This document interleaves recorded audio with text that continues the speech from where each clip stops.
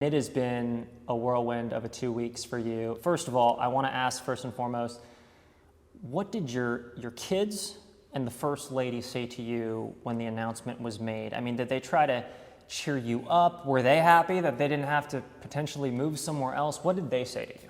Well, as a family, we are blessed. I'm in a dream job. My kids are happy. We're in an amazing place. The first thing they was excited for Tim Walz. He is a friend of all of ours, was here for inauguration, for Derby. I actually think back the year of his reelection, which was before I was up. I remember walking onto an elevator and Tim looked like he was walking on air. And I looked at him and I said, "Tim, I want to feel that way." And he looked back and said, "I want you to feel that way too." Nobody worked harder for my reelection in terms of out of state than Tim did, though we had a lot of others that pitched in. And so we were all excited for him. And we know how lucky we are in this current life we have. Describe your relationship with Tim Walz with me, because a lot of folks didn't know that. I mean, how would you describe your guys' relationship? What do you know about it? I would say we're buddies. We talk on the phone. We work together in the Democratic Governors Association. We talk about different challenges we face as governors. We did calls together during COVID. We've worked together on different initiatives, or at least thought about it in terms of hydrogen hubs and other opportunities that have come up. But he is a good human being.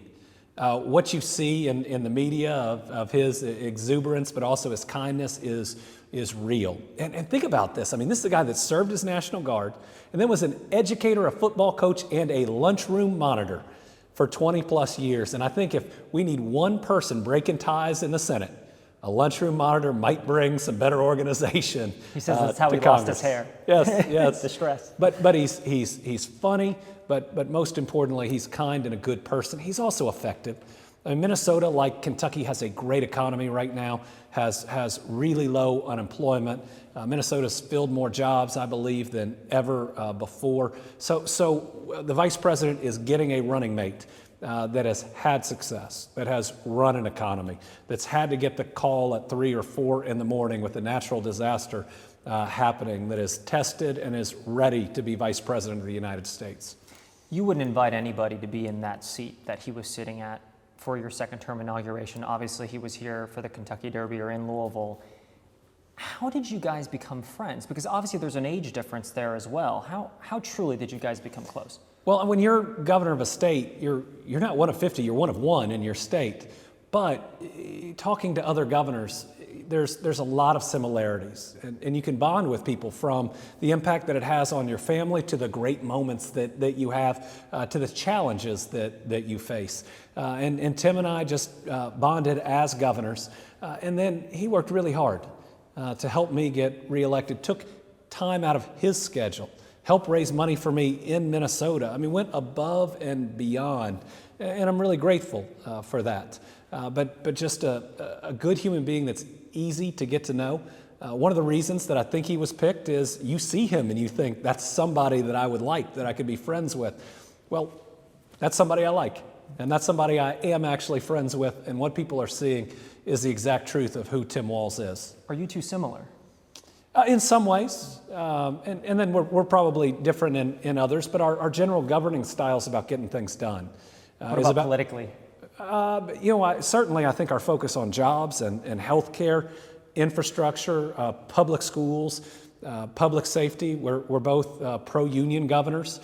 So I believe that we share a lot of that, but we're all a little bit different too. And that's one of the reasons that I get along so well with different people. I get along with the governor of Minnesota, who I hope is our next vice president. I also get along with the governors of Ohio and Indiana very well. As long as you're willing to have a good working relationship with people, then you can accomplish things. And Tim is the same way. He has working relationships with the governors of North Dakota and South Dakota that are of one party, and then Wisconsin that's of another. He's somebody that can bring people together. He's a really good pick. Did you guys have any conversations yesterday? Did you text him, call him? What did you say? I think not yesterday, but the day before, I wished him good luck. He wished me good luck back, but I was sending it his way at that point. Was that awkward, though? Because you guys are friends who are sort of going up against each other. No. I mean, hey, I have my dream job. I love being governor of the Commonwealth of Kentucky.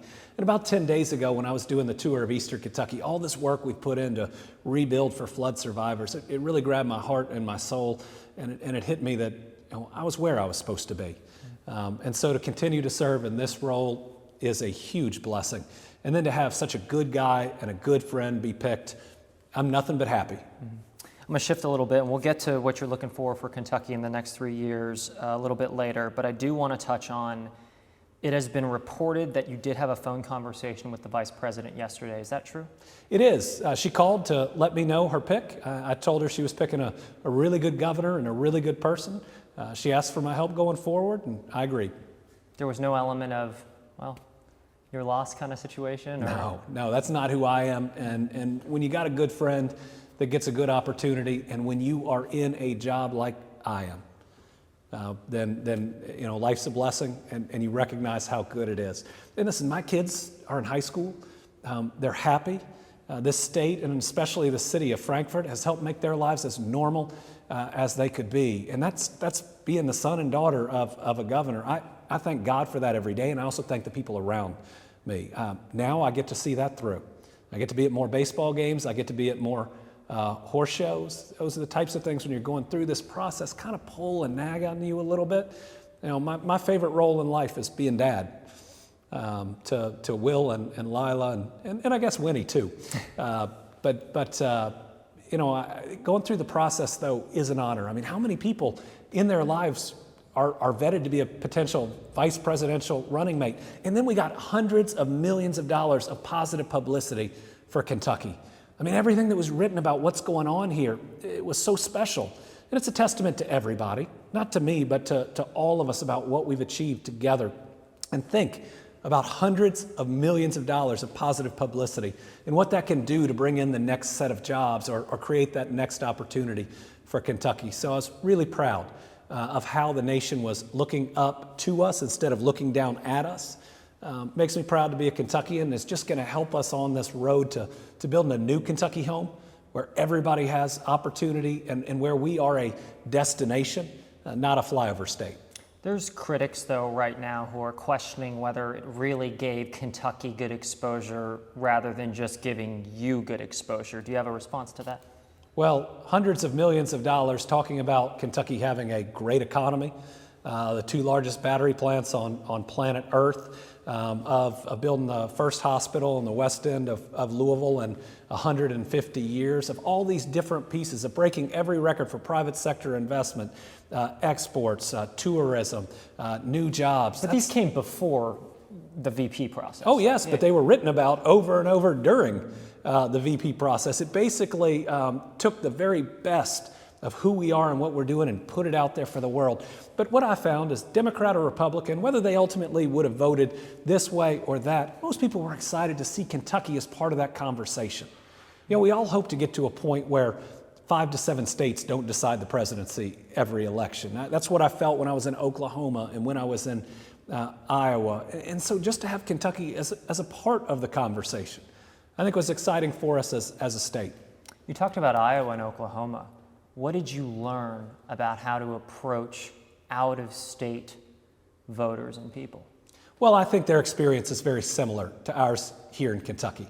I think that the voters in those states are tired of the constant back and forth, are tired of the partisanship, and are desperately looking for leadership that focuses on jobs and public education, on infrastructure, the roads and the bridges we drive every day, on public safety, on health care, making sure that it's affordable and you don't have to take 2 buses or drive 2 hours to get there. A lot of our challenges are the same, no matter what state we're in. We just got to peel back the partisanship and not move states to the right or the left, but move them forward on those core issues that matter most to people.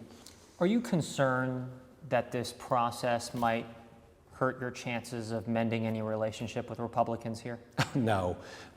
We work with Republicans behind the scenes. I know that this story is repeated, but this is performative politics. The legislature said the same about my dad when he was governor, and now they're saying he had a good relationship. I just don't. And that's what you see in front of the cameras in Frankfort. Go to some of our announcements in their communities. And you'll see us standing next to each other, Democrat, Republican, both talking optimistically about Kentucky, both talking about how we work together. But listen, if you're going to go to a spokesperson for a partisan, a political party, they're not going to say something good about the person on the other side. I mean, they're paid to say something negative about them, but it's not real. And I think folks see that. A few more topics here. Do you plan on hitting the campaign trail? You talked about how you wanted to do whatever it takes to help Vice President Kamala Harris, now Tim Walz, get elected. Do you plan on hitting the campaign trail in the months to come, if so? I do. I look forward to helping them in whatever way they ask. I believe that this ticket is not only the better option, but I believe that they can lead us to a future where everything isn't red or blue, D or R, where you're not asked to pick a side on everything, but we can get back to being Americans first. Do you have states in mind, Georgia, North Carolina? Are you gonna that'll be up to them. Okay, but you plan to? I plan to. Gotcha. I talked with former Congressman Yarmouth, who Great obviously, guy. great guy, great speaker. He likes to talk politics, even though when he's on the golf course, off the golf course, now that he's retired. He specifically said that the only way you're wired is to give it everything you have. And that is essentially what you did for this VP pick. I mean, is that accurate? I mean, did you really give this everything? How bad did you want this position? So when you go into something like this, you want to make sure it's a good fit for the vice president, but you also want to make sure it's a good fit for you. And so I was always waiting to have that conversation about what the actual role would be, because I made a promise to Kentuckians that I would only consider it if I felt that it would help our people in a different and an important way. And so I was still waiting for that conversation, but let me just say it's important that Vice President Harris wins. If I could help her do that, then good. But you know what? Tim Walz is a great guy. He is a great campaigner. So I'm really happy for him, but I'm also happy personally because Kentucky's in my DNA. This is where I live. This is where I want to continue to live. This is where my family's happy. And being governor is more than enough for me. It is a great blessing where I get to try to serve my people every day. Did you say that that conversation never happened, or the description of the role didn't fit what you thought it might be? Oh, just in the end, I'm not allowed to talk about the process. But you kind of alluded to it, though. You said you never had the conversation about the role. But before I would have ever accepted the job, I would have had to get comfortable with what the role would be. And were you? Well, again, I can't talk about the process, but Tim Walz was selected. He is an amazing selection. I think he will be able to go into any part of any swing state or any other state and show the people a good man trying to serve his country that has a lot of talent. A couple more here. I want to talk about, I talked with current Congressman Morgan McGarvey, who you know well, yesterday over Zoom. And he said that it wouldn't surprise him. In fact, he kind of alluded to it being likely that you would be in the conversations for a high-profile cabinet position. I believe U.S. Attorney General would be in that category. Are you qualified for a position like that? Would I be qualified for it? Yes, but I'm right where I'm supposed to be. I look forward to the next 3.5 years serving as governor. This is where my family is happy. I'm looking forward to the next 3.5 years right here. If that was offered to you, would you consider it? Well, again, I'm happy here. I'm where I'm supposed to be. This is where my heart is. This is where I want to put my effort in the next 3.5 years. I love serving as Kentucky's governor. And what we're doing together, all of us, is just so special. And the idea that we could create an economy and opportunity for decades to come, that's an amazing opportunity. It's also a pretty important responsibility, and I'm going to see it through. Can I ask when the possibility of this being a potential vice presidential nominee, when did that become real for you? What moment was it for you? When I got a call, asked if I'd go through the process, that made it pretty real. When was that?